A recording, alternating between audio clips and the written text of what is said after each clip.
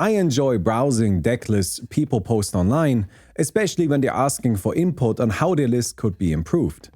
This isn't so much the point, but the answer 99% of those cases is more lands than card draw. Anyways, if they are still in the early deck building process, a common question is which cards they should cut. And this is where I see many players fall into the trap of over-categorizing their choices, making their selection process extremely difficult and ineffective. Allow me to start from the beginning. The common deck builder websites have a feature that allows users to create custom groups for cards, which they can use to categorize individual sections of their decks. This is a very helpful feature as it allows a cleaner view on everything going on within a deck, which theoretically minimizes the biggest deck building mistake, playing purposeless cards. For a deck to function well, every card within it should serve a purpose. This is true for all brackets for all power levels. I'm not advocating here that every deck should be streamlined to be as strong as possible, but rather that cards that don't support the ideas of the deck, whether that be tutoring out a combo in CEDH or counting up to 1000 on the Millennium Calendar, will lead to worse game experiences as they are essentially dead draws, which can sometimes feel like losing an entire turn. Tagging cards into categories is a great way of eliminating pieces that don't fit and streamlining our gameplay experience. At least in theory. In practice, many decks are categorized so intricately that it invalidates the point of the exercise. Let me show you an example of what I mean using a deck I built during my earlier days of learning the format, when I had no idea what I was doing. So this is a Skullbriar deck I built ages ago, and it is terrible, don't talk to me about it. Honestly, I knew nothing about Magic, didn't even know how stacks was written. So we're talking really early days here. If you have a look at our categories here, you can see I've got a whole bunch that seem quite sensible. Draw, keywords, more counters, ramp, removal, stacks, protection. But then if we scroll down a little bit, we'll find mill. What's mill doing here? Why is that tagged? Well, by tagging it, I make these cards seem useful. I make them seem as they serve a purpose in the deck. They are in here for self-milling. But this deck doesn't need self-milling. That is just a bad choice. So by creating this category, I have now added 3 cards into my deck that just don't fit and have put me onto an entirely wrong track. But importantly, because of the tag, they feel like they should be there. And that's just not right. The problem here is that describing what each card does with its own category isn't a helpful identifier of its use within the deck. It's an inverted process, because ideally we create categories first and then find cards that fit into them, rather than choosing cards and then making up descriptions for them. If every single card is categorized, then everything seems useful, even when it's in a category that doesn't really belong in the deck. If you enjoyed the video so far, please don't forget to give it a thumbs up and don't forget to check out my Patreon. There's a link down in the description. There's a lot of bonus content on the Patreon where I just record videos all the time and upload them to Patreon. Frankly, I worry I'm spamming people a little too much. But if you want additional content, that's on there. There's a lot of it, so, go check that out. Commander deck building is really primarily a process of exclusion. Filling up 100 cards is trivially easy. There are like 30,000 to choose from, so we need to focus on identifying which cards we don't want to play. Here, let me show you how I handle it these days. Instead of creating a category for everything my deck has, before even adding anything, I start out with 3 major categories that I then continuously sort cards into, being card advantage, mana, and interaction. These are incredibly broad descriptors, and that's exactly how I treat them. Anything that can give us access to additional cards to play is card advantage. Cycling, impulse drawing, cultivating, card draw, all of this is card advantage. Similarly, anything that creates mana is mana. Rituals, mana rocks, treasures, and land ramping. And following that logic, Counterspells, targeted removal, protection, sweepers, graveyard hate. All of that is interaction. On top of that, I also adjust these definitions as is appropriate for my specific deck. For some lists, self-milling is card advantage, and for others, discarding can be interaction. That's why I like these broad descriptors. They're great for a large range of decks and allow me to more easily transpose my deck building style between two different ideas. I've narrowed it down to these 3 specific categories because they're necessary for every deck. Not all decks need ramp, but they all need mana. For aggressive decks, this can come in the form of limiting the mana our opponents spend through something like a Rule of Law, as opposed to accelerating our own. Again, broad definitions. We then want as many cards in these 3 major categories as possible. I generally shoot for at least 20 pieces of card advantage, an equal number of mana, and 10-ish pieces of interaction. Ideally, there's a good amount of overlap between the different functions as well. And of course, this varies. For the Burbs deck I'm currently working on, I play basically no mana, as my commander does all the ramping I need. And instead I focus on a much higher amount of interaction, around 20 cards, mostly centered on defensive pieces to keep my board alive. There is no universal distribution here. Use whatever you enjoy and works best for you. Right now, I'm just trying to give you an idea of what kind of numbers you can expect. In addition to these 3 major categories, I like having 2 minor ones, being finishers and theme-only cards. Finishers are cards used to, well, finish the game. This can be an overrun, a combo, a bunch of on-board buffers. Again, this varies from deck to deck. Be generous here as well. Not every finisher needs to end the game on the spot. It's fine if all it does is deal 10 to 15 damage. It's just important that it moves the game forward.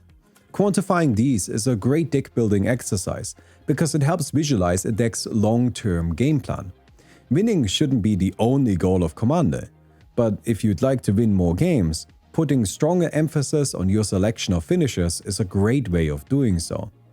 I have found that 5 to 8 is a good number of these. Finally, we've got theme-only cards. This is a catch-all category for cards that we're playing because of the theme of our deck, or because we just want to play them, pet cards and so on. Theme-only is a category that we want to keep as small as possible and without overlap in the other categories. If we're building robots and we can fit our robot cards into the interaction or card advantage categories, then that's the tag they get. I only mark cards as theme-only cards if I can't fit them into any of the other categories. That means that, inherently, the more theme-only cards we play, the less structurally sound our deck becomes. To be clear, I'm not saying to not play any theme-only cards. I'm of the firm opinion that strongly thematic decks make for the best starting point for Social Commander. That's why I generally assume that 80 to 90% of any given deck should be thematic. And the system that I'm describing works really well for that, because it helps us choose thematic cards that actually function in the Commander environment. All too often do I see inexperienced players build thematic decks that are just filled with cards that don't do anything other than express the theme, and as such, don't pursue any real practical game plan. And then they don't end up having fun playing it because most of the deck doesn't do anything, and soon they'll end up building a good stuff pile instead, disillusioned by the idea of thematic decks. But thematic decks don't have to be like that. They can be just as functional as any generic list. Let's say we are building a Sagas deck. We shouldn't just choose Sagas at a whim, and instead prioritize ones that fit well into our major categories and help us achieve the distribution that we are looking for. Or if we're trying to build a bisexual lighting deck, then we can start by searching for the cards that give us card advantage, mana or interaction, or that can be used as finisher, and only then move on to the ones that just kind of fit the aesthetic. It's generally possible to fill around 80 to 90% of a deck's needs with thematic cards, so long as we are generous with our interpretation and we do a good job properly categorizing. From the theme-only cards, we then trim out the worst ones.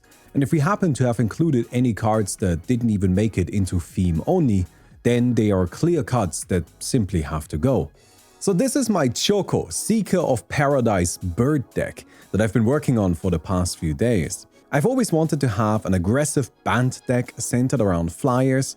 I used to play the Revi with it, but the Revi is just too powerful and that made it just a bit too easy. So instead of playing the Revi, we are playing Choco, Seeker of Paradise, who's still really powerful. This deck is maybe gonna end up being too strong as well, but that's not so much the point. If we have a look at my cards here, you can see I've tagged stuff like Artificer's Assistant as card advantage. Is this card advantage? I mean, not really. I scry once occasionally. Silver Raven as well. I scry once occasionally. If we come over here, I've got Ezio, Ward Wing Familiar as interaction. I mean, I guess it's kind of passive interaction. It makes it more difficult to target my stuff. That's not really your most traditional counterspell. You know what I mean? We're taking a quantitative approach to these categories. By being so broad in our definitions, we can include stuff like something that occasionally scries one as card advantage. But if we do that, we then also need to include a much higher number of those cards. That's why I often say we need to play like 30 pieces of card advantage, because we need that much so that we can play the bad things. But if we have that much, if we have this high quantity, then we can actually play really anything we want, and that's a lot of fun. And this remains true for everything that I've tagged here. There's only 3 cards left that are theme cards, which are Ishai, Chocobo Racetrack, and Gvaihir the Windlord, which you could argue belong into some category, but I don't know, I just left them here, it's fine. If we have a look at this deck, you can see that there are so many card advantage pieces, so many interaction pieces in here, that it's a deck that will be able to really fight quite well. But I am also playing just a ton of birds. Like, there are so many birds in here. And that's because I am, well, Toski's a bird, okay? Leave me alone.